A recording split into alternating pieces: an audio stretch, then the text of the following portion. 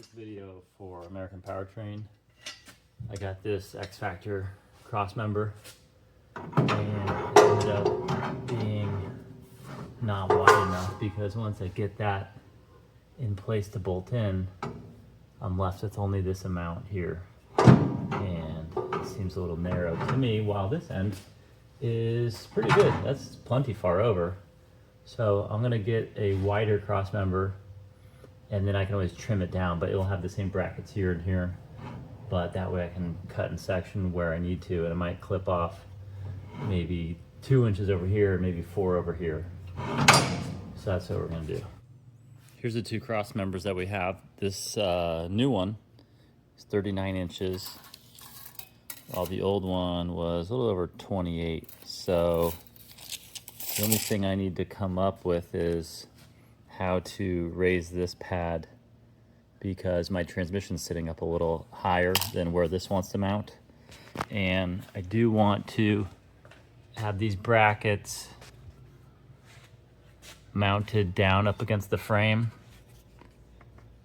like so, because I just want to keep the strength in this corner right there. I don't ever want that breaking.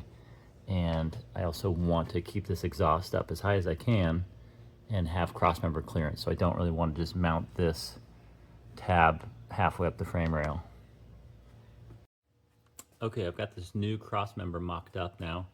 And by the way, the engine and trans on this truck sit over towards the passenger side a couple inches, which is why this looks a little offset. But this mounting here is also a shorter distance from here to here. So they offset that, and when they designed this crossmember, they got a slot here and a slot here, but you can't rotate this center plate back and forth at all. Unlike the old one, where you can slide it back and forth. So I think they kind of messed up when they designed this one a little bit, but it's all right, it'll work. And so I'll end up taking about 3 inches off this one here. I kind of want to keep it about halfway over the edge of the frame rail. And then I'll do the same thing on this one, but this will get taken off about 4.5 inches. So anyways, we're kind of mocked up now where we're going to be. Obviously significantly lower than we're going to be, but that kind of puts things where I need them.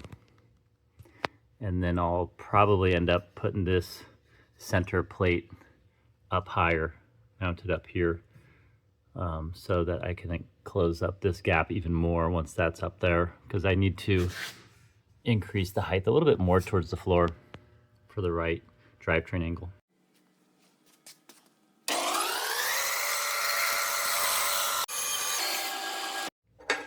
All right, we cut about 3 inches off the driver's side, just about 4.5 inches off the passenger side, and now we're mocked back up, looking pretty good where we want to be.